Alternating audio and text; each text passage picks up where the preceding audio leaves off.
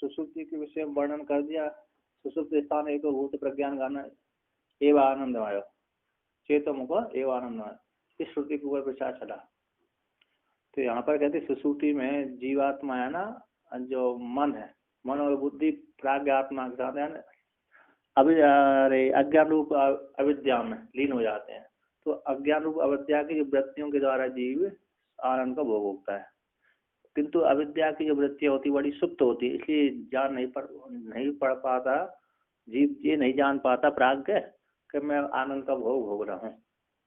किंतु जो जागृत की वृत्तियां कैसे होती है, स्पष्ट होती है, इसलिए स्पष्ट होने के कारण वो जान जाता है कि मैं भोग भोग रहा हूँ, है ना। किंतु सुसुप्ति में जो वृत्तियां होती है बड़ी सुप्त होती है, सुप्त होने के कारण क्या होती है, नहीं जान पाता।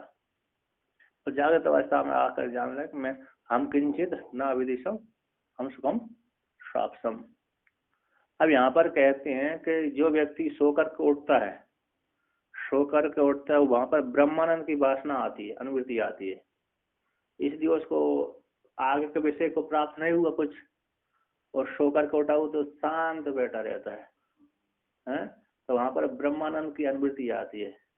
ऐसे हमने एक बार घुमा दी पंखा तो चलता ही रहता है, कब तक, जब तक वेग समाप्त नहीं होता। चला करके छोड़ दिया, बंद कर दिया स्विच, तो अपने आप जब तक उसका राउंड रहेगा तब तक घूमता रहेगा। उसी प्रकार सुसुप्ति से उठा हुआ व्यक्ति जब ब्रह्मानंद आनंद को भोग होगा उसने, तो बार भोग करके जब आता है तो उसकी अनुभूति आती है आनंद की। कुछ देर तक वो व्यक्ति शांत बैठा रहता है, कुछ विचार नहीं करता, इधर की विषय की प्राप्ति नहीं हो, उधर की अनुभूति आ रही, इसलिए शांत बैठा रहता है। और सोने से पहले, सुसुप्ति अवस्था से पहले ही उसको ब्रह्मानंद की वासना के लेकर के सुसुप्ति में जाता है। तो दोनों को कहते हैं। तो यहाँ कहते हैं तरी तूष्णी को तो न अवतिष्ठता इतिया, तो तूष्णी अवस्था को किस प्रकार से वो नहीं जानता, न अवतिष्ठते नहीं रहता। सुसुप्ति से उठा हुआ व्यक्ति जब आनंद का भोग भोग रहा है तो तूष्णी अवस्था को जीव क्यों नहीं भोग रहता, तूष्णी भाव को बना रहे, आनंद की वासना तो बनी चली रही है। सोकर को उठा हुआ व्यक्ति आनंद के भोग भोग करके तू शांत बैठा रहता है, तो वो स्थिर क्यों नहीं रहती उस तूष्णी अवस्था, है ना। तो उसके विषय में पूर्व पक्षी प्रश्न कर रहा है, तो सिद्धांत उत्तर देता है कर्म भी प्रेरित पश्चान नाना दुखानि भावयन् शनैर्विस्मरति ब्रह्मा नंदमेशोऽखिलो जनः। तो कहते हैं 1 2 3 4 5 6 7 8, हाँ, कहते कर्मों के प्रेरणा से व्यक्ति सुसुप्ति को छोड़ करके आ जाता, जागृत अवस्था में आता है।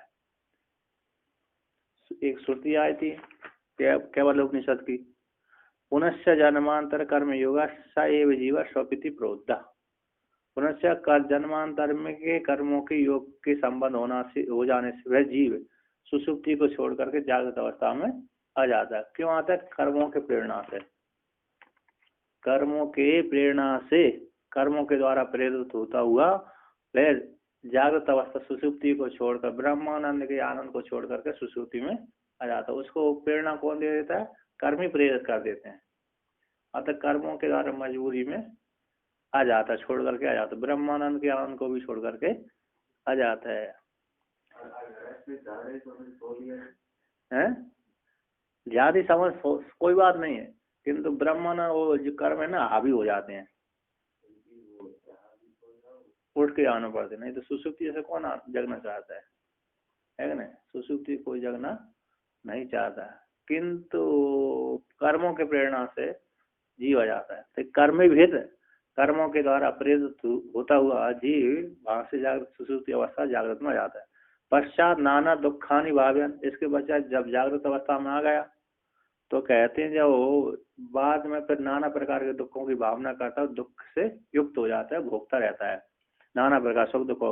कहते शनैर विस्मरति ब्रह्मानंदम येषु अखिल जना, है जो ब्रह्मानंद है ना, जब सुसुप्ति अवस्था में जब रहता था आनंद का भोग भोगता है, तब वहां से जब सुसुप्ति अवस्था से जब आनंद का भोग भोग करके जागृत में आया तो वहां पर क्या आते हैं, धीरे से वो आनंद की वासना का अनुभूति आती है, आनंद की अनुभूति आने से वहां पर शांत बैठा रहता है, किंतु बैठने के पश्चात थोड़ी देर बाद फिर जगत की वासना प्रबल हो जाती है।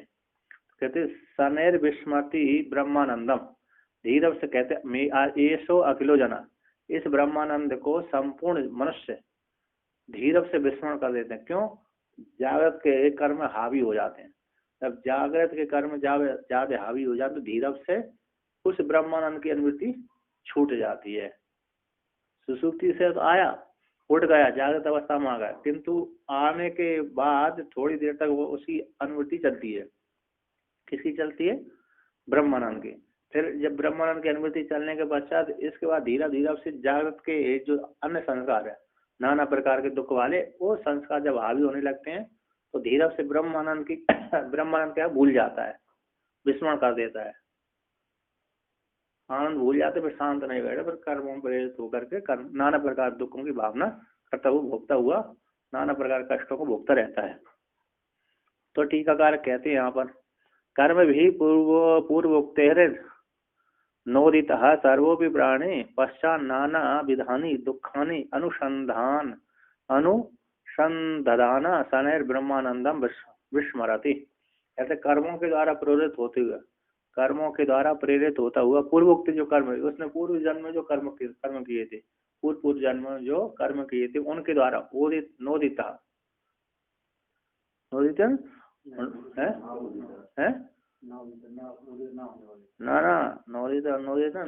है प्रेरिता, अणुत प्रेरणा धातु है। कौन सी है? अणुत प्रेरणे। तो नोदिता पूर्वोक्त कर्मों के द्वारा प्रेरित होने से सारे प्राणी सुषुप्ति अवस्था को छोड़ करके जागृत अवस्था में आ जाते हैं, और जागृत अवस्था में आने के पश्चात नाना प्रकार के जो दुख हैं उनको अनुसंधान करने लगते हैं। तो उनका अनुसंधान करते हैं तो धीरे से वो ब्रह्मानंद का क्या कर देते हैं? विस्मरण हो जाता है। शनैः ब्रह्मानंदम विस्मरति, धीरे विस्मरण ब्रह्मानंद का विस्मरण, स्मृति नष्ट हो जाती है, भूल जाते हैं। तो यहाँ पर कहते हैं इतोपि ब्रह्मानंदेन विप्रतिपत्ति कार्य, कहते हैं यहाँ पर इस हेतु से ब्रह्मानंद में न ब्रह्म, यहाँ पर कहते हैं इस हेतु से ब्रह्मानंदेन है ना, ब्रह्मानंदेन, यहाँ पर वो संधि कर दी, दूर दूर होना चाहिए। ब्रह्मानंदे न विप्रतिपत्ति कार्य, क्या होना चाहिए? अलग होना चाहिए, सप्तमी है, ना को अलग कर देना, विप्रतिपत्ति से जोड़ना उसको, तृतीय ना होकर के और सप्तमी है, वो मिसप्लेंट हो गए।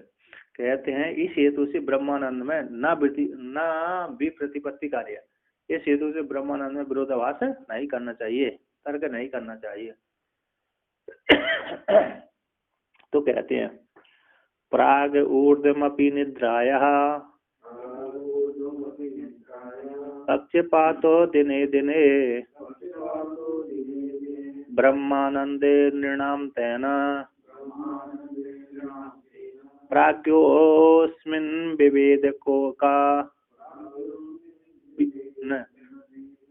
प्राज्ञोऽस्मिन् विवदेत कहा। कहते हैं व्यक्ति सोने से पहले, जब सुषुप्ति अवस्था से पहले आनंद का भोग होता था, है ना, आनंद की एक वृत्ति बनती थी, और जब सुषुप्ति अवस्था में चला गया, आनंद का भोग भोगने लगा, फिर सुषुप्ति से उठा तो क्या, फिर आनंद की अनुभूति आई, वासना। कहते हैं प्राग ऊर्ध्वम अपि निद्रा, निद्रा से पहले और निद्रा के बाद में, आनंद सुषुप्ति से पहले भी आनंद का भोग भोगता था, और सुषुप्ति के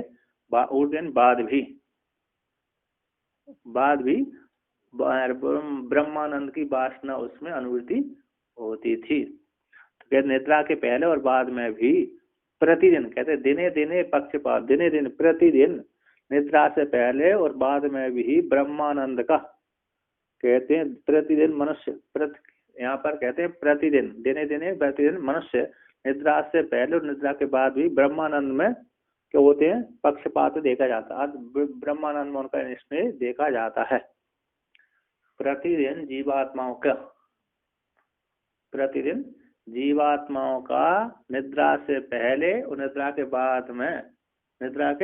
बाद में आगे पहले, सुसुप्ति से पहले सुसुप्ति के बाद में जागृत अवस्था में, कहते ब्रह्मानंद में मनुष्यों का कह देगा पक्षपात स्नेह देखा गया है।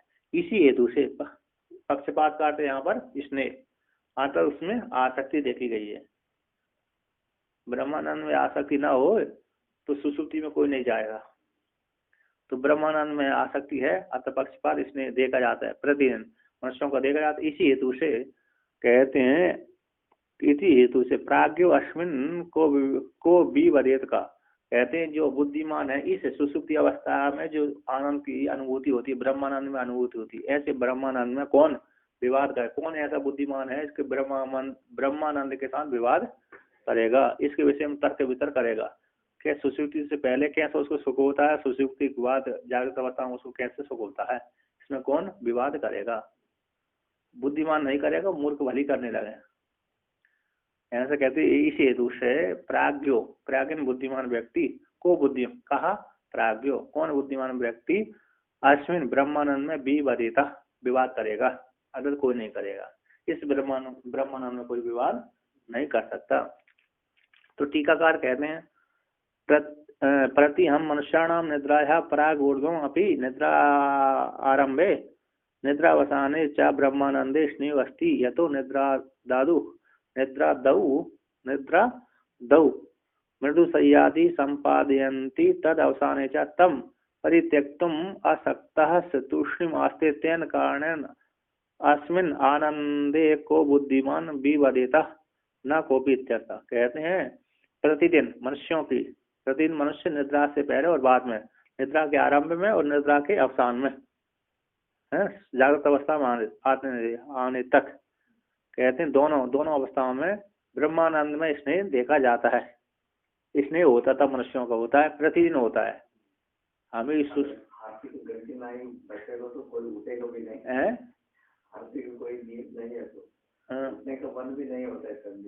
नहीं, ठंडी में गर्मी में तो उठेगा, क्योंकि कर्मों से प्रेरित होकर के व्यक्ति उठता है। हाँ तो चलो कोई बात नहीं, यहाँ तो क्या है कर्मों के प्रेरित, यहाँ तो आर्थिक नियम है, क्योंकि जहाँ पर नियम नहीं होता है वहाँ पर भी तो उठते ही है, 8 बजे उठते हैं, कर्मों के द्वारा प्रेरित होकर के उठता है व्यक्ति। हाँ, उस देर में सोएगा तो देर में उठेगा, जल्दी सोएगा जल्दी उठ जाएगा, नींद नहीं आएगी तो उठ क्या करेगा। हाँ, तो ये है। तो प्रतिदिन ब्रह्मानंद में मनुष्यों का प्रतिदिन स्नेह देखा जाता है। तो इसलिए निद्रा के आदि मृदु सय्यादि संपादन करता है। क्यों संपादन करता है? कि सुख लेने के लिए, ब्रह्मानंद को भोगने के लिए मृदु सय्यादि कोमल बिस्तर बिछाता है, गद्दा बिछाता है, गद्दा सोता है। तो कहते हैं संपादन। तो अवसान में जब मृदु सो गया, सुसुप्ति के बाद जागृत अवस्था आ गए, सुसुप्ति समाप्त हो गए, तो अवसान में भी तब उसको त्यागने के लिए समर्थ नहीं होता, न होता हुआ भी उस ब्रह्मानंद को त्यागने के लिए असक्ता परित्यक्तुम, त्यागने के लिए असक्ता समर्थ न होता हुआ तूष्णीम आस्ते शांत बैठा रहता है सोने कोसने के पश्चात, है कि नहीं। वो नहीं चाहता कि मैं ब्रह्मानंद को छोड़ूं, तो क्या करूं, है ना। घंटी तो बजी गई, घंटी तो बजी गई। तो कहते हैं तो तूष्णी मास से बैठा रहता है। इसी हेतु से, इसी कारण से अश्विन ब्रह्मानंद में कौन बुद्धिमान विवाद करेगा, अगर कोई भी नहीं कर सकता। तो उसी को कहते हैं चौदहति, विस्तार करते हैं उसी को, प्रश्न करते शंका करते हैं। पूर्व पक्षी कहता है यहाँ पर कि ब्रह्मांड शांत ही, यारे जब कोई तूष्णी भाव कर लिया ना उसने, बैठ गया, तो तूष्णी भाव ही ब्रह्मानंद है। तो जो आलसी लोग सोते रहते हैं ना, उनका भी तूष्णी भाव एक ब्रह्मानंद ही हो जाएगा। वो बिना पढ़े, बिना लेके, बिना गुरु की सेवा करे ही वो मुक्त हो जाएंगे। क्या तूष्णी भाव ही ब्रह्मानंद है कि नहीं। तो आलसी तो व्यक्ति ऐसे ही होते हैं, तूष्णी रहते हैं, तो वो भी ब्रह्मानंद में अवस्थित है ही है। तो यहाँ पर प्रश्न करते हैं ननु तूष्णीम स्थितौ ब्रह्मा नंदश्चेद भाति लौकिकः अलसाश्चरितार्थः स्युः शास्त्रेण गुरुणात्र किम्। तो कहते हैं पूर्व पक्षी प्रश्न करता है सिद्धांतिक ननु तूष्णीम स्थित ब्रह्मानंद चेत भांति लौकिका। यदि आप तूष्णीम स्थिति तूष्णी भाव से स्थित होने पर ही ब्रह्मानंद कहते हैं तो लौकिक पुरुषों में देखा जाता है तूष्णी भाव में स्थित होना ही ब्रह्मानंद है। यदि आप ऐसा कहते हो, प्रश्न करते हैं तूष्णी की स्थिति प्राप्ति हो जाने पर ब्रह्मानंद है चेत, यदि ये भाता है लौकिक लोगों में, आप कहते हैं तूष्णी भाव से स्थित होता है, वो ब्रह्मानंद की अनुभूति है। ब्रह्मानंद वासना के कारण ही तूष्णी में स्थित रहता है, शांत बैठा रहता है। तो शांत बैठना ही यदि ब्रह्मानंद है तो लौकिक लोगों को में प्रत्यक्ष देखा जाता है। सामान्य जो जड़ बुद्धि वाले हैं, शास्त्र आलम्बन नहीं रखते, ऐसे व्यक्ति भी उनमें प्रत्यक्ष क्या देखा जाता है, ब्रह्मानंद देखा जाता है।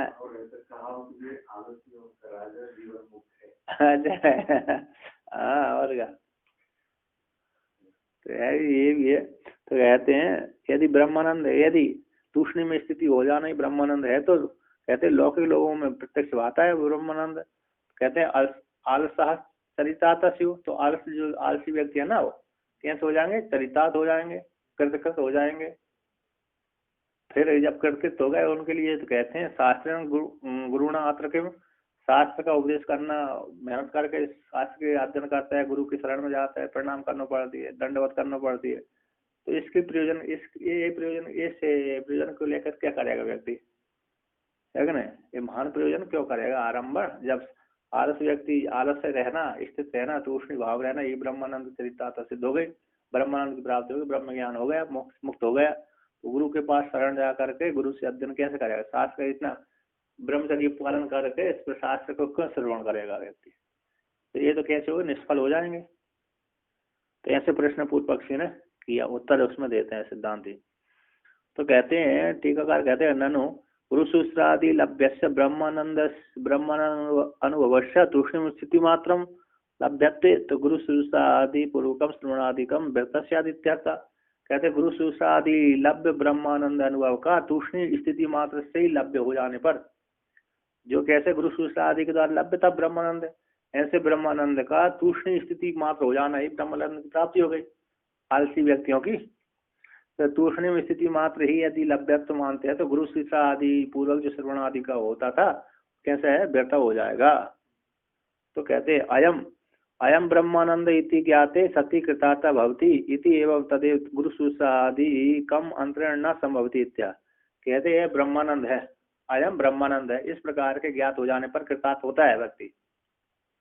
यह ब्रह्मानंद है, अयम ब्रह्मानंद है। तो अयम कह दी इदम ब्रह्मानंद है, इदम कहने से ब्रह्मानंद कृतार्थ नहीं होगा, मैं ब्रह्म हूँ, इस प्रकार से कहने से व्यक्ति कृतार्थ होगा। यानी आप लोग साक्षात्कार करेगा तब कृतार्थ होगा, यदि आप लोग साक्षात्कार नहीं किया तो उस अविद्या बैठी रहती है, बीच बीच में कभी कभी का हो जाता है कर्ता आ जाते है। एक व्यक्ति ने शास्त्र श्रवण किया, एक बुढ़े ने सेठ था एक अच्छा था सेठ, और अरे उसने शास्त्र श्रवण कर लिया तो सारे ब्रह्म इंद्र, हाथ के देवता इंद्र, पैर के देवता विष्णु में, तो भावना कर लिए, जानता था शास्त्र सत्संग करने जाता था, जान लिया। तो उसने एक बगीचा लगाया, तो बगीचा लगाने गया तो वहां पर रखवाली करने के लिए जाता था, अतः कोई मिल न जाए पशु आदि जाके भगा देता था। एक बूढ़ी गाय चली गई उसके बगीचा में, तो उसने थोड़ा मार भगाया तो था लेकिन जोर से मार दिया क्रोध के कारण, वो बूढ़ी गाय उससे डंडा से मर गई। अब मर गई तो बूढ़ी गाय ने कहा तुमने मेरे को मारा, गो हत्या लग गई। तो सेठ ने कहा बगीचा का मालिक था, देखो मेरे गो हत्या से कहा देखो इस हाथ का देवता कौन है, इंद्र है, तो इंद्र के पास जाएगी मेरे पास क्यों है, हाथ के देवता इंद्र है ना, तो इंद्र ने मारा, मैंने नहीं मारा। तो गो हत्या उसको छोड़ करके इंद्र के पास चली गई। महाराज इंद्र से कहा कि महाराज तुमने मेरे को मारा है, गो को मारे, इसलिए मैं गो हत्या तुम्हारे ऊपर आरोप हो रही हूँ, तुमको पकड़ना चाहती हूँ, घसना चाहती हूँ। उन्होंने कहा मैंने तो कल गौ को नहीं मारा, तो मेरे ऊपर क्यों लग रही है तो, और सेठ तो यही कह रहा है कि हाथ के देवता इंद्र है, तो तुम ही तो इंद्र, हाथ के देवता तुम इंद्र हो, तो तुम्ही के पास तुम नहीं मारी मेरी गाय को, इसलिए तुम्हारे पास में आ गई, तो मैं तुमको ग्रस रही हूँ। इंद्र ने कहा तो अभी ठहर, तू पहले निर्णय हो जाना चाहिए मैंने मारा है कि उसने मारा है। यदि उसने नहीं मारा, मैंने मारा, तो मेरे ऊपर चढ़ जाना, उसने मारा तो उसके ऊपर चढ़ना, प्रवेश करना। मैंने कहा ठीक है कोई बात नहीं, इंतजार करते हो, जल्दी जल्दी जल्दी निर्णय देगा, नहीं तो न्याय के लिए टरकाना नहीं है क्या नहीं। 2 महीना 3 महीना नहीं, साल 2 साल नहीं टरकाना, तुरंत चट मांगनी पट विवाह है क्या नहीं। तो उसने तो मैंने कहा ठीक है रुक जा, मेरे साथ साथ चले, अब तो शायद यहीं पर बताता हूँ। तो उसने ब्रह्म विद्या वो गो हत्या उसके साथ भी आ गई। तो उसने कहा तू अपने होकर के यहीं रह, मैं सेठ से पूछता हूँ, निर्णय करता हूँ कौन ने मारी है। तो ब्राह्मण का वेश धारण कर लिया उसने, इंद्र ने जब ब्राह्मण का वेश धारण करके सेठ जी के पास गए, सेठ जी की खूब प्रशंसा कर दी, सेठ फूल गया। सेठ जी क्या कर दिया उसने, प्रशंसा कर दी, प्रशंसा से व्यक्ति फूल जाता है। तभी ऐसा कर दिया। तो उसने कहा महाराज हमने सुना है आपने बगीचा लगाया है, बहुत सुंदर लगाया। हाँ हाँ लगाया, दिखाओगे नहीं, चलिए चलिए दिखाते हैं। तो दिखाने ले गया। उसने कहा भाई ये फूल तो बहुत अच्छे लगे, किसने लगाए हैं। उसने कहा मैंने लगाए हैं। एक तो उसने लगाए और ये भी मैंने लगाया, बहुत सुंदर कल रहे हैं, बहुत पूजा करते हैं हम, भक्त हैं। उसके बाद सारा बगीचा घुमा दिया उसने कि ये किसने लगाया, ये किसने, उसने कहा मैंने लगाया। लास्ट में गाय मारी थी वहां, ये किसने मारी है। ये हाथ की रेत इंद्र ने मारी। कह जा, इंद्र ने कहा देखो ये वृक्ष आपने लगाया और मारा इसने। यदि इंद्र ने आपने नहीं, अरे इसको गाय को इंद्र ने मारा तो ये बगीचा भी इंद्र ने नहीं लगाया। यदि ऐसा करते हो तो ठीक है, और तुमने बगीचा लगाया और इंद्र ने मारा, ऐसा नहीं होता। तब हत्या से इसने ही मारा है, पकड़ ले इसको। तो उसी को है ऐसा ये है। तो कहते हैं अयम ब्रह्मानंद है, ब्रह्मानंद है ना। कितनी मात्र से यदि ज्ञात हो जाने तो भवती है, तो तदेव गुरु शिष्य आदि के बिना न समझते। सिद्धांत कह रहा है जो ब्रह्मानंद है ना, यह गुरु शिष्य के बिना संभव नहीं हो सकता। मात्र है मैं ब्रह्म हूँ इतनी मात्र जानने से है, यह ब्रह्मानंद है मैं ब्रह्म हूँ इतनी मात्र जानने से दृढ़ निश्चय नहीं हुआ तो नहीं होता। तो कहते हैं बाणम ब्रह्मेति विद्युश्चेत कृतार्थः से तावतैव ते गुरुशास्त्रे विनात्यन्तं गंभीरं ब्रह्म वेत्ति कः। तो सिद्धांत बाड़म ठीक है, आप कह रहे हैं गुरु शास्त्र आदि की यदि तूष्णी भाव में स्थित होना ब्रह्मानंद है, ठीक है मानते स्वीकार करते हैं। फिर भी कहते हैं गुरु शास्त्र के बिना यदि आलसी व्यक्ति को ब्रह्मानंद हो जाएगा तो गुरु शास्त्र आदि की क्या अपेक्षा है, तो निष्फल हो जाएंगे, व्यर्थ हो जाएंगे। आप ठीक रहे, कहते अयम ब्रह्म है, ब्रह्म है ना। इस प्रकार के यदि ज्ञात हो गया आप तो दृढ़ साक्षात्कार होगा तब तो ठीक है। दृढ़ आप है जो ब्रह्मानंद है, इस ब्रह्मानंद को उसने हम वृत्ति के द्वारा अखंडाकार वृत्ति के द्वारा यदि साक्षात्कार कर लिया तब तो वो कृतार्थ हो जाएगा। कहते हैं विद्युत चेत यदि यदि उसने जान मैं ब्रह्म हूँ, अयम ब्रह्म है, इस प्रकार से जानेगा तो नहीं जान पाएगा, क्योंकि उसने इदम के विषय बने। अयम किसका रूप है, इदम का रूप है। अयम इदम का रूप, तो इदम ही हो गया है ना। इदम वस्तु, तो इदम तो मैं अलग हो गई, इदम वस्तु अलग हो गई। और हम कहने से तो हम इसमें आ रहा है, घट रहा है, हृदय में आ रहा है, तो इदम तो इसमें ही आएगा। तो कहते हैं इस ब्रह्म को है ब्रह्म है, इस ब्रह्म को अपरोक्ष साक्षात्कार के द्वारा जान लिया, दृढ़ वृत्ति दृढ़ बोध के द्वारा जान लिया तब तो कृतार्थ होगा। इदम के द्वारा जानेगा तो कृतार्थ नहीं होगा। कहते विद्युत चेत में यह ब्रह्म है, इस प्रकार चेता है जानता है तो कृतार्थता तावते, तो कृतार्थ हो जाएंगे थे, उतने मात्र से कृतार्थ हो जाएंगे। तो गुरु शास्त्र बिना कहते सिद्धांत कहता है यो जो ब्रह्म है, ऐसा जो ब्रह्म गुरु शास्त्र के बिना अत्यंत गंभीर जो ब्रह्म है उसको कौन जान सकता है। अर्थात गुरु शास्त्र के बिना कोई नहीं जान सकता, शरण में जाना ही पड़ेगी। मात्र पढ़ने मात्र से अर्थात श्रवण एक बार सत्संग मात्र से नहीं जान सकता, एक बार सत्संग मात्र से ही ब्रह्म को, निर्विशेष ब्रह्म को नहीं जान सकता। हाँ ब्रह्म है ऐसा व्यापक है, एक बार सुन लिए उतने में तो शब्द का ज्ञान तो हो गया किंतु अर्थ का ज्ञान नहीं हुआ। अखंडानंद सरस्वती महाराज के पास है अखंडानंद सरस्वती वृंदावन, हाँ वो भी सिद्ध गुरु थे। हाँ उनके शिष्य कोई ऐसा तत्व को पढ़ने के बाद ऐसा बोलते महाराज की मुझे लगता है कि मैं जान गया, मैं हाँ और महाराज महाराज ने बोला हाँ ऐसे तो 2000-3000 बार ऐसा ही होना चाहिए, अभी तो कुछ साधन शुरू होता है, मतलब अभी तो शुरू भी नहीं हुआ। जैसे ज्ञान आवाज है ना, 2-3 सहायता होता है, ज्ञान की आवाज से भी कुछ लोग कहते हैं, लेकिन वो नहीं होता नहीं, डर नहीं होना है। वो इंफॉर्मेशन को हम ज्ञान मान के बैठते हैं। जैसे बहुत डॉक्टर होता है, कोई हम भी देखा है, वो लिवर के स्पेशलिस्ट है, वो खुद दारू पीते थे, वो दूसरों को, बहुत लोगों को लिवर पीक की ऑपरेशन किया है और खुद पी के मर गए। उनके पास पूरा इंफॉर्मेशन था उसका व्याधि को कैसे ठीक है, लेकिन खुद आचरण नहीं करता। हाँ, खुद का नहीं होता, इंफॉर्मेशन होने से काम नहीं होता। पर उपदेश कुशल बहुत ही नहीं, ये है ना, पर उपदेश कुशल बहुत ही रे, ये बात है। पर के लिए उपदेश तो कर देंगे, स्वयं का उपदेश नहीं कर पाते, स्वयं का स्वयं उपदेश नहीं कर पाते। हम भी इस जगत से सत्य को नहीं छोड़ पा रहे, जान तो जान लिया लेकिन सत्य, लेकिन सत्य मानते। भगवान भास्कर ने एक श्लोक बेहोश उड़ाने में, बाघ व्याख्री शब्दधारी शास्त्र व्याख्यान कौशलम वेदश्याम विदिताम तद्वत् मुक्त है ना, तो मुक्त है क्या ना। बाघ व्याख्री वाणी व्याख्री बोलते थी, बाघ व्याख्री शब्दधारी शब्दों को झड़ लगा रहे, बाघ व्याख्री जो वाण जो बोला है ना, ये वाणी व्याख्री है।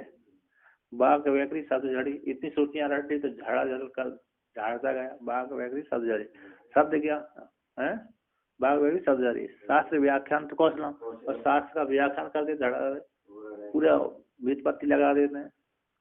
वेदश्याम विदुषम तत्वत्म भुक्त, वेदशाओं का जो विद्युता है वो भोग के लिए, भोग के लिए नहीं है। उनका जो विद्वानों की विद्युता है वो मात्र भोग करने के लिए है। यह शरीर प्राप्त हो जाएगा किंतु मोक्ष के लिए वो नहीं होगी। मोक्ष के लिए तो दृढ़ वैराग्य चाहिए, फिर भी बहुत अंतर हो जाता है उससे भी। वेदांत श्रवण करने से बहुत अंतर हो जाता है, बार बार श्रवण बार बार करते तो बहुत तो वैराग तो हो जाता है। बहुत से पाप भी समझदर्शी परोक्ष ज्ञान का भी बहुत फल बतलाया है, परोक्ष ज्ञान का भी बहुत बड़ा फल बतलाया है। तो यहाँ पर कहते अत्यंत गंभीरम दुर अवगाह्यम अवगाम अवांग मनुष्य गम्यम सर्वज्ञम सर्वांतरम सर्वात्मकम ब्रह्म गुरु शास्त्रे विहाय अन्यन केन अपि उपायन को जानियात न कोपी इत्यर्थ। तो कहते हैं अत्यंत जो गंभीर ब्रह्म है जिसको जानना बड़ा कठिन है, दुरावगाह है, जिसको जानना बड़ा छुपा हुआ है, हृदय लोग में छुपा हुआ है। अवांग मनुष्य गम्यत्व, मन वाणी का जो विषय नहीं है, ऐसे परमात्मा सर्वज्ञ, सर्वम जानती सर्वज्ञ, सर्वांतर है, सभी के भीतर है, सर्वात्म रूप है, सर्वस्वरूपात्मक है, ब्रह्म है। ऐसे परमात्मा को गुरु शास्त्र को छोड़ करके, गुरु और शास्त्र को छोड़ करके अन्य किसी उपाय से कोई भी नहीं जान सकता। अतः सबसे पहले तो गुरु शास्त्र की शरण लेना ही पड़ेगी। हाँ, रावण महर्षि को भी इस जन्म में उन्होंने गुरु बनाया, न शास्त्र पढ़ा, ज्ञान हो गया, तो उनको पूर्व में उन्होंने गुरु बनाया था, प्रतिबंधक मात्र शेष रहा था। अर्थात स्वप्न में ही उनको गुरु बन गए होगा, ज्ञान आ गया हो, तभी उनको ज्ञान हो गया, एक मैं कौन हूँ ऐसी वृत्ति बन गई उनको। उन्होंने पहले दृढ़ उत्तम अधिकारी थे, इसी स्वप्न में ऐसा ज्ञान हो गया उनको, उन्होंने दृढ़ वृत्ति बना ली, तो उनको भी गुरु महाराज आपको तो गुरु नहीं, इसलिए हम भी गुरु नहीं बना करके ऐसे ही साधना करेंगे तो नहीं। मैंने कब बोला मेरा गुरु नहीं है? मैंने कब बोला आपको? हमारा भी गुरु होते, पूरे जन्म में सब कुछ साधना होती, इस जन्म में भी पता नहीं, वो माना कि इस जन्म में कुछ सूक्ष्म गुरु है उसको, और उसको माना नहीं कि हमारा गुरु नहीं है, माना ही नहीं हमारा भी गुरु है। हाँ, तो स्वप्न में उनको वो हो गया ना, तो स्वप्न थोड़े वो वृत्ति बन गई, उत्तम अधिकारी थे वो, तो स्वप्न अपने शरीर को देख करके अदृश्य वृत्ति बन गई उस काल में, शरीर को देख करके मैं कौन हूँ, ये कौन हूँ, तो मैं वृत्ति दृढ़ हो गई, तो ज्ञान हो गया उनको, तुरंत वैराग हो गया। अभी स्वतंत्र आने के बाद 1966 तक उनका शरीर था। अच्छा, स्वतंत्र आने के बाद कौन सी क्षेत्र में? तो तमिलनाडु के त्रिवेण्णामलई है। सुवर्णम अग्नि तत्व है। वहाँ से आए तिरुवन्नमलई से 20 किलोमीटर बगल में तपोवनम, वहाँ एक आश्रम है, वहाँ से आए। मूर्ति को परिक्रमा करते थे अरुणाचलम। हम तो नहीं गए, अरुणाचल नहीं गए, परंतु तिरुवन्नमलई में रमन महर्षि का आश्रम है और वहाँ तो बहुत बहुत शिव मंदिर है। रमन महर्षि से पहले उधर गए। मैं एक रात रुका था, नहीं दो, एक रात अतिथि आश्रम में रुके थे, 2 रात रुका था वहाँ। आश्रम तो भी पूरा भीड़ भाड़ रहता है। कहाँ पर? हाँ वह मोर बहुत के पास में जाते मयूर। हम अतिथि आश्रम में रुके थे। मैं तो एक मुलईपाल तीर्थ है ना, देखा? अच्छा, मंदिर से ठीक ऊपर लान में मुलईपाल तीर्थ है, तो वहाँ पर मैं एक रात रुका था, 1-2। वो केवल शायद बारिश का समय ही पड़ा। नहीं, शेर सन्यासी गए, शेर सन्यासी गए। मैं यहाँ प्रकाश चेतन के उससे संपर्क से गया था, उन्होंने रोका। हाँ, तो यहाँ पर कहते हैं उनका भी क्या हो गया, उनको पूर्व जन्म के संस्कार थे, तो वृत्ति में वासना, वृत्ति में ही ज्ञान दे दिया किसी अदृश्य शक्ति ने, तो उनको दृढ़ बोध हो गया, तो समाधि लग गई उनकी। तो यहाँ पर कहते हैं ननु तद्वाक्यादे ब्रह्मानंदम जानतो मम न कृतार्था लभ्यता इति आशंका अनुवाद पूर्वकम उपासम उत्तरमा। पूर्व पक्ष यहाँ पर कहता है आपके वाक्य से मैंने जान लिया मैं ब्रह्म हूँ। तो हमने कहा कि तो जो यह ब्रह्म है यह ब्रह्म है, तो इसने पूर्व पक्ष सिद्धांत इनका ब्रह्म है, तुम ब्रह्म है, मैं ब्रह्म हूँ, इस प्रकार जो जानता है अरे वो उसके साथ हो जाता है। तो मैंने बोला, आपने सुन लिया, तो आप जान गए मैं ब्रह्म हूँ, है कि नहीं? आचार्य ने बोला, शिष्य ने सुन लिया, तो शिष्य कृतार्थ हो गया।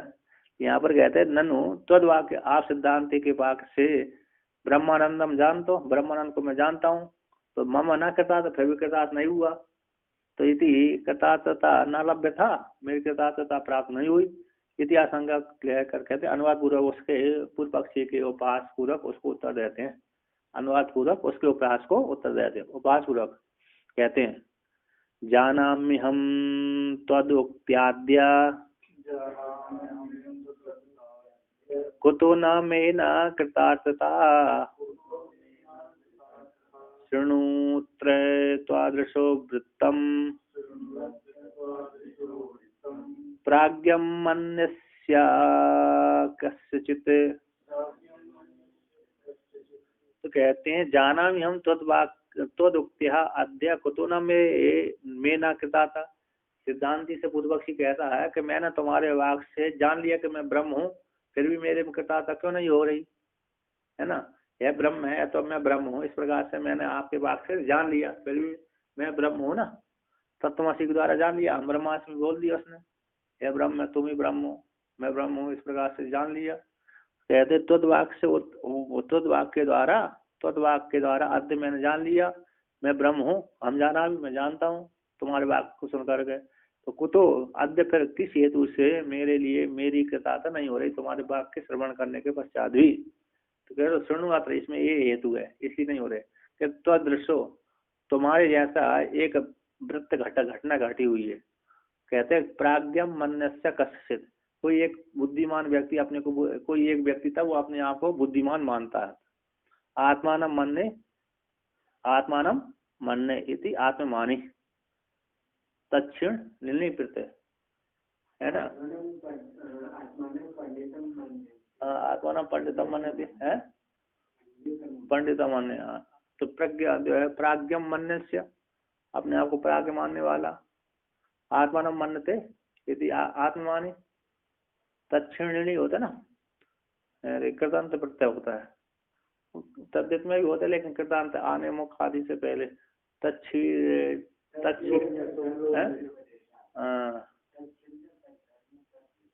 उस सूत्र से होता है।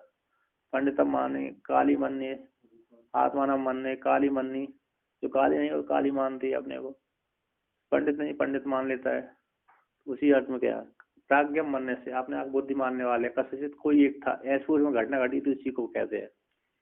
कहते हैं तमे वृत्तांतम दर्शयति, उसी वृत्तांत को दिखलाते हैं। चतुर्वेद विदहे देयम इति शृण्वन्नवोचत वेदश्चत्वार इत्येवम् वेद्मि मेदीयताम धनम। तो कहते हैं यहाँ पर किसी व्यक्ति ने कहा कि उस ग्रहण का काल था, तो ग्रहण का काल होगा अथवा अरे संक्रांति काल हो, संक्रांति को, दीपावली को, होली का हो, ये विशेष पर्व होते हैं। ग्रहण, संक्रांति, दीपावली, होली का, हाँ, ये सोमवती अमावस्या, ये विशेष पर्व होते हैं। इसमें दान देने से बहुत उत्तम, बहुत कई गुना पुण्य बढ़ जाता है। तो क्या किसी ने कहा कोई संक्रांति का आदि का काल आया होगा, तो ये धन को दान देने के लिए वो गया, बाजार में गया तो कहीं गया, ब्राह्मणों की सभा में गया तो ढोल पीटा। कहते हैं वेद चतुर्वेद वेदे देयम, तो 4 वेद, जिसने 4 वेदों को जाना उसके लिए मैं ये धन दूंगा। उत्तम अधिकारी जो 4 वेद को जाने, उत्तम अधिकारी के लिए धन देना चाहिए, ऐसा शास्त्र का नियम है। उसने किसको देना चाहिए? जो 4 वेद को जानता है, उसी का धन है, उसी के लिए मैं धन दूंगा।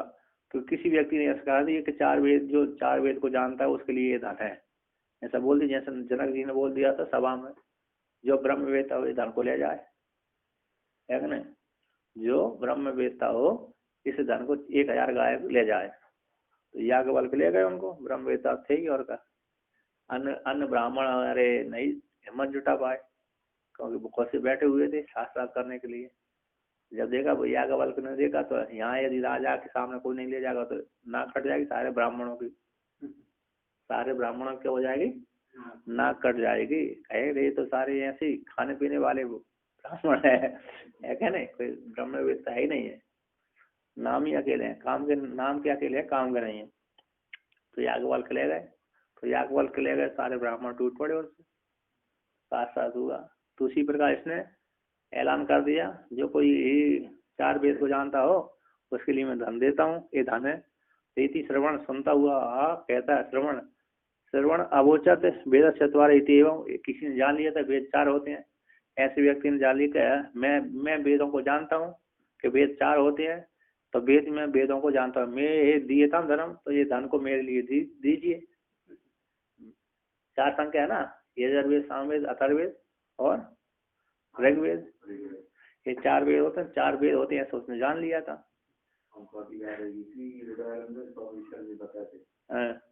चतुर्वेदी चतवारे बन गए,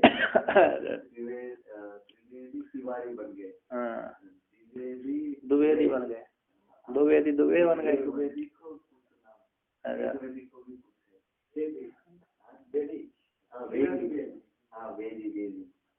ये है चतवार,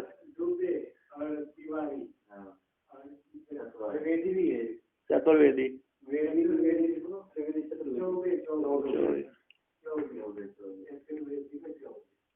तो यहाँ पर एक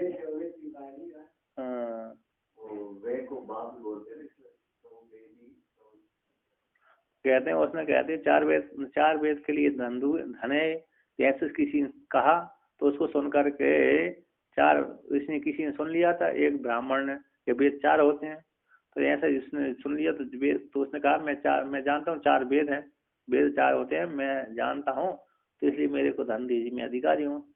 अगर तुम कैसे जानते हो? संख्या जानते हो कि अरे अर्थ से जानते हो? संख्या जानता, तुम अधिकारी नहीं हो। तो संख्या जानते थोड़ी अधिकारी होता है, अर्थ से जाने वो अधिकारी होता है। 4 वेद पूरा करने के लिए 100 साल पूरा नहीं हो सकता। 4 वेद नहीं, 100 साल में तो है, बहुत कठिन है। ये करने के लिए 18 साल हो गए। वो तो रटा होगा ना उसमें, रटने में अलग बात है, लेकिन अरे पढ़ने में कोई बात नहीं। श्रुति जैसे पाठ करते हैं ना, पाठ में कोई समस्या नहीं। पढ़ने में तो बहुत इतना अभी आगे समझ लो और आसानी उसको वो हटा दिया होगा, ठीक। बहुत वो रहते हैं एक, क्योंकि वेद एक पंक्ति में रहते हैं, वो कहाँ छूट रही है, कहाँ उसका वो है छंद है, कहाँ कौन है, कहाँ से तोड़ना चाहिए, वो समस्या हो रहा है। तो ये इसलिए हर कोई नहीं पढ़ पाता। जो उसको परंपरा से पढ़ा है ना, अथवा व्याकरण नहीं पढ़ा तो वेद को नहीं पढ़ पाता। व्याकरण नहीं पढ़ा और एक किसी से दूसरे से उच्चारण नहीं कर पाया तो नहीं पढ़ पाता। हाँ, अथर्ववेद के अंतर्गत आप। तो यहाँ पर कहते हैं, टीकाकार कहते हैं कस्यचित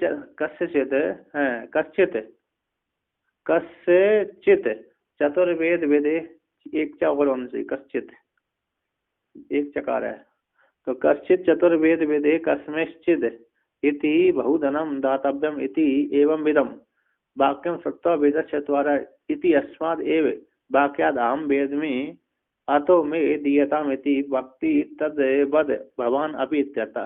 कहते हैं किसी व्यक्ति ने कहा चतुर्वेद वाले ज्ञानी के लिए, इसने 4 वेदों का अध्ययन किया है, साक्षात्कार किया है उसका 4 वेदों का, अतः अर्थ के साथ जाना है उसने, ऐसे पढ़ा भी है, मतलब पढ़ा है तो जान भी लिया होगा। जो अर्थ के साथ जानता है तो और उत्तम कह रहा था, मात्र श्रवण किया। जैसे हम लोगों ने भी 4 वेद पढ़ ही लिए, 10 उपनिषद में 4 वेद तो आ ही जाते हैं नहीं, 10 उपनिषद में 4 वेद आ जाते, 4 वेद हमने पढ़े, कहने के लिए तो है ही नहीं है। में जो है उपनिषद मंत्र है सब मिलजुल करके ना,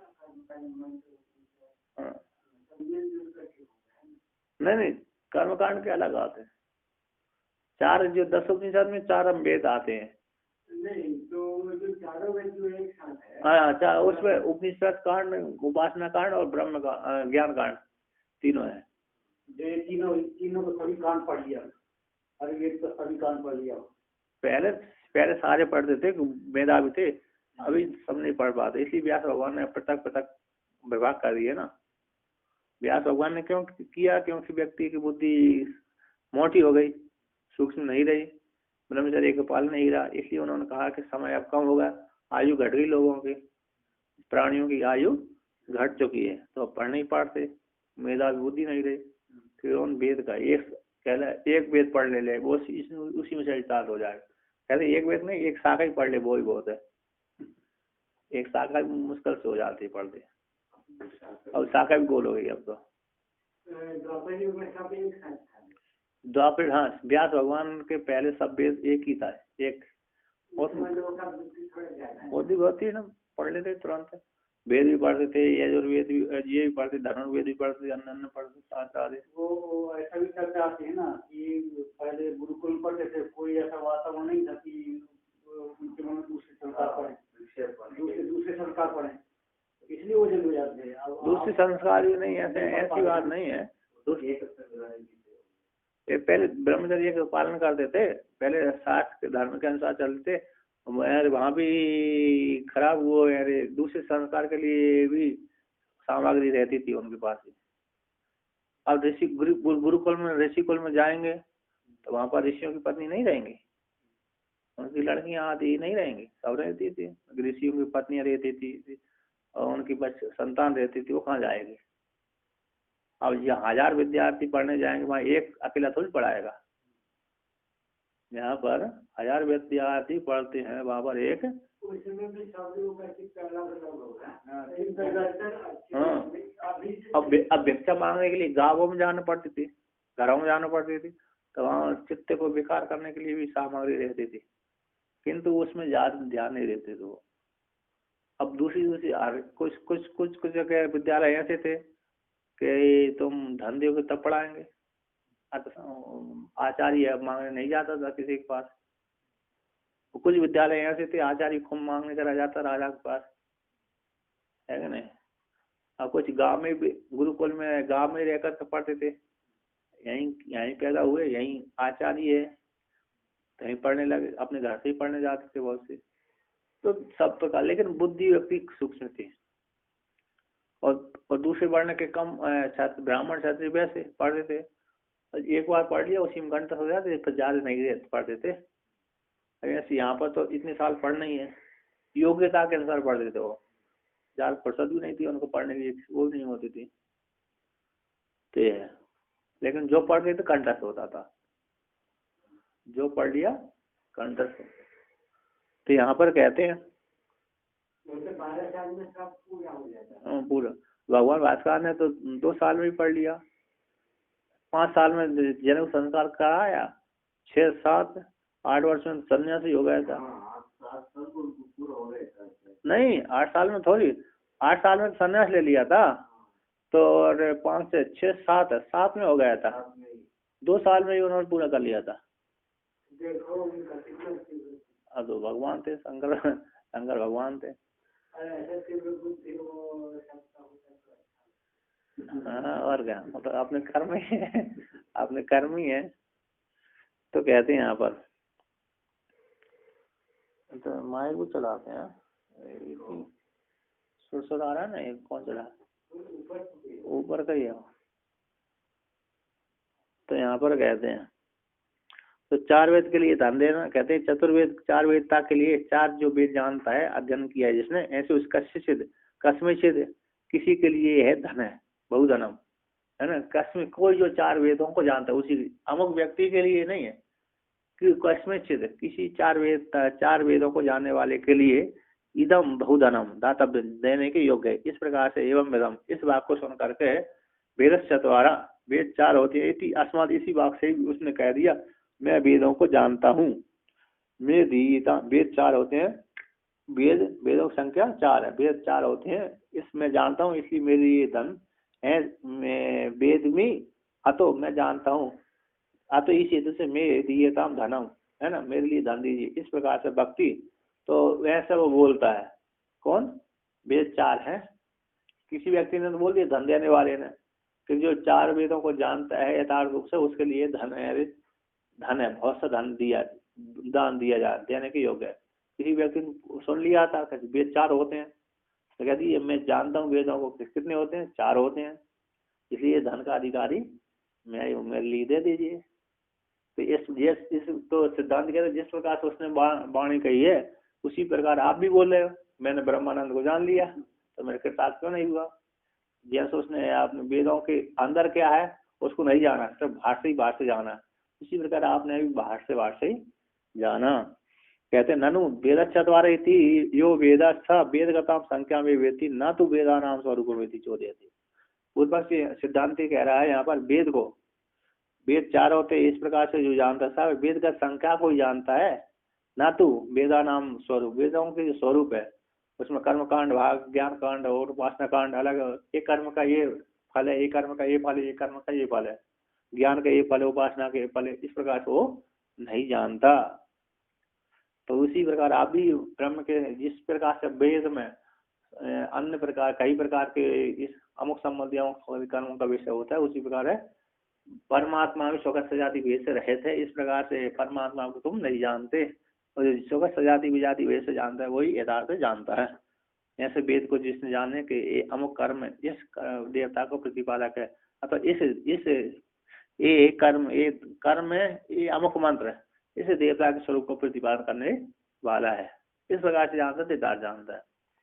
तो कहते हैं यहाँ पर 81 संख्या में वैस जानाति न तो वेदान शेषतः यदि तर्हि त्वमप्येवम् न शेषम ब्रह्म वेत्सि। कहते हैं ये जो जिसने कह दी वेद 4 है, वह संख्या को ही जानता है, जो वेद 4 होती है इस प्रकार से जो कहता है वो किसका, वेद की संख्या को जानता है, ना तो वेदान अशेषा, संपूर्ण वेदों को अशेष रूप से वेदों को नहीं जानता। वेदों का स्वरूप ये है, अतः ये कर्मकांड भाग है, ये ज्ञान कांड भाग, ये उपासना कांड, उसमें ये देवता अमुक ये देवता ये कर्म अमुक देवता संबंधी, ये कर्म अमुक देवता संबंधी है, इस मंत्र का ये अर्थ है, इस मंत्र का ये अर्थ है, इस प्रकार से वो नहीं जानता है ना। तो यदि आप ऐसा कहते हो तभी तब तो तुम भी न अशिषम ब्रह्म वेशी, तुम भी कहते अशिष जो ब्रह्म है उसको नहीं जानता, जो स्वगत से जाति वैसे रहते हैं, ऐसे ब्रह्म को तुम नहीं जानते। यह ब्रह्म है, मैं ब्रह्म, इस प्रकार से यदि जानते हो तो आप ऐसे जानते ही रहो, है ना, कृतार्थ नहीं होगे। हाँ पूर्व पक्षी थोड़ा बदल के ऐसा प्रश्न करते हैं,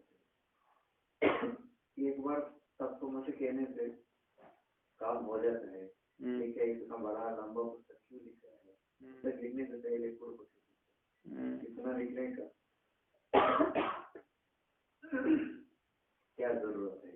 और सुरेश सर बहुत अच्छा उदाहरण दिया है। देखो 4 तरफ की अधिकारी होता है, 4 उदाहरण दिए। पहले अधिकारी कैसे ब्रह्म जैसे, ब्रह्म को भी विस्मृति हो गई थी, तो सृष्टि को देख के द्वितीय वस्तु को देख के भाई हो गए, लेकिन उनको कोई गुरु का अपेक्षा भी नहीं था, अपने आप याद आ गए। और वो एक पहला कैटेगरी है। दूसरा कैटेगरी है कोई पिशाच था, पूर्व जन्म में महाविद्वान था, थोड़ी सी गलती से पिशाच से जन्म ले लिया और वो कोई पेड़ के ऊपर बैठा है। उसी पेड़ के नीचे गुरु कोई शिष्य को तत्वमसी का वाक्य बोध करा है, बस सुनते ही उनको काम हो गए। पिशाच से रहते हुए भी सुनते ही उनको तत्वमसी का बोध उसके वो मुक्त हो गए। ये दूसरा कैटेगरी।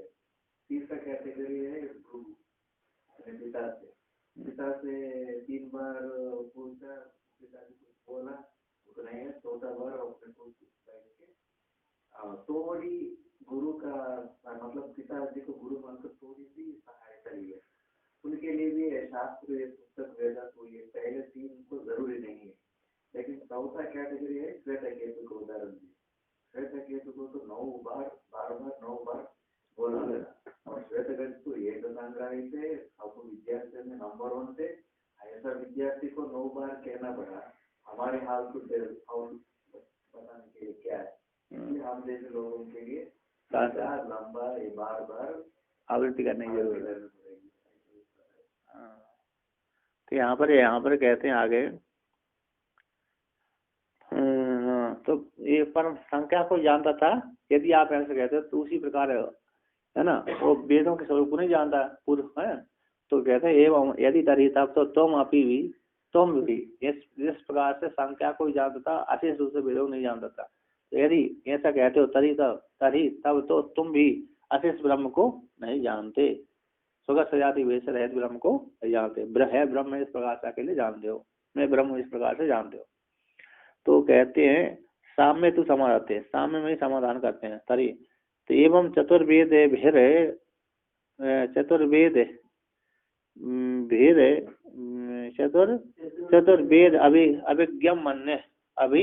अभिज्ञम मन्य इव तुम अपि अशेषम संपूर्ण यथा भवति तथा ब्रह्म न वेशित नहीं जानासि। तो एवं इस प्रकार से चतुर्वेद, जो चतुर्वेद का अभिमान करने वाला, 4 वेद को मैंने जाना, ऐसे जो अपने आप में अभिमान रखता है, चतुर्वेद को जान लिया ऐसा जिसको अभिमान है, उसी के समान तुम भी अशेष संपूर्ण रूप से यथा, जैसे उसको अशेष रूप से उस 4 वेदों को नहीं जानता था, उसी प्रकार तुम भी ब्रह्म को अशेष रूप से न वेशी नहीं जानते है कि नहीं। तुम भी कैसे अशेष रूप से नहीं जानते। तो आप कहते हैं ननु संख्या अतिरिक्त वेद स्वरूप भेद इव सुगत आदि भेद शून्य आनंद रूपे ब्रह्मण ही अज्ञायमानस्य अंश स्वभावाद असंपूर्ण ज्ञानित्व उपालंबो न घट इति चोदयति। कहते हैं ननु, जैसे संख्या से अतिरिक्त वेद का स्वरूप होता है, संख्या से अतिरिक्त वेद का स्वरूप, उसमें कर्मकांड, ज्ञान कांड, उपासना कांड आदि मंत्रों का और स्वरूप का बोध कराया जाता है उन मंत्रों के द्वारा। तो जैसे संख्या से अतिरिक्त वेद का स्वरूप है, उसी प्रकार भेद के समान, तो उसी प्रकार जो है, तो स्वगत आदि वेद से शून्य आनंद रूप परमात्मा में, आनंद रूप परमात्मा कैसे स्वगत सजाति वेद से रहते, ऐसे आनंद स्वरूप परमात्मा ब्रह्म में अज्ञाय मानस्य अंश स्वभावाद, जो नहीं जाना गया है ना, अज्ञायमान ब्रह्म का, ब्रह्म में जो अज्ञायमान अंश के स्वभाव से स्वभाव जो स्वगत सजाति आदि वेद से रहित है, ऐसे परमात्मा असंपूर्ण ज्ञानत्व को उपलम्ब न घटते, क्या स्वभाव से अस्वाभाविक, स्वभाव हो ना, स्वभाव होने से अज्ञायमान अंश के स्वभाव से जो नहीं जाना गया, ऐसे ज्ञायमान नहीं, ऐसे अज्ञायमान अंश के स्वभाव से असंपूर्ण ज्ञानित्व का जो संपूर्ण नहीं है, ऐसे ज्ञानत्व का उपालंब न घटते इति चोदयति। स्वगत सजाति भेद से रहे तो उसमें कोई शंका आदि नहीं घटती, जो ज्ञायमान इंद्रियों का आदि विषय नहीं बनता। परमात्मा कैसा है, जो स्वगत सजाति आदि भेद से रहित है, ऐसे ब्रह्म में अज्ञाय मानस अंश जो नहीं, ऐसा अंश है ये जान लिया गया, ये नहीं जाना गया। अमुक अंश जान लिया, अमुक अंश नहीं जाना गया। ऐसे अज्ञायमान अंश के स्वभाव से असंपूर्ण ज्ञानित्व का उपालंब नहीं करता। यदि ब्रह्म जाना गया तो पूरा ही जाना जाएगा, तो कुछ नहीं जाना। ब्रह्म का एक देश जाने एक देश नहीं जाना, ऐसा संभव नहीं होता। चाहे कहीं से भी चको, वहीं से मीठा ही मीठा हो। अमृत का गुड़ का ढेले को जहाँ से भी चखेंगे वहीं से मीठा ही मीठा होगा। गन्ने का रस भी जहाँ से पियेंगे वहीं से मीठा ही मीठा होगा। एक तरफ से मीठा हो, एक तरफ से खारा नहीं होता। तो अशेष रूप से अज्ञान से रूप परमात्मा के रूप से ये जान लिया, ये जान लिया, ये ऐसा नहीं, ये नहीं घटता। पूरा विशेष रूप से, निर्विशेष रूप से ही जान लिया। एक बार जान लिया तो निर्विशेष रूप से ही जाना जाता है।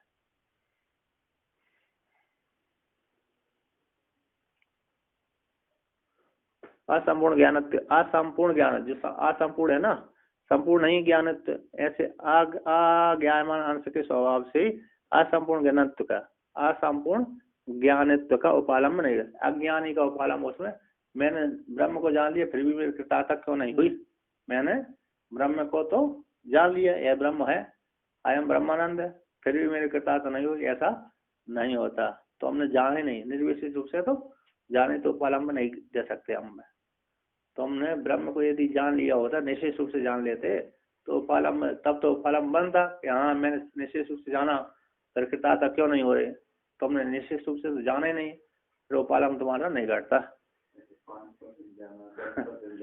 ऐसा नहीं होता, तो बिल्कुल भी नहीं है। तो यहाँ पर कहते हैं अखंडे के रसानंदे माया तत्कार्य वर्जिते अशेषत्व सशेषत्व वार्ता वै सर एव का। कहते हैं अखंड एक रस परमात्मा में जो माया और कार्य, माया और माया का जो कार्य है, माया तत्कार्य वर्जिते, माया और माया के कार्य से रहित है, ऐसे परमात्मा में, अखंड एक रस परमात्मा में अशेषत्व सशेषत्व वार्ता का अवसर ही नहीं है।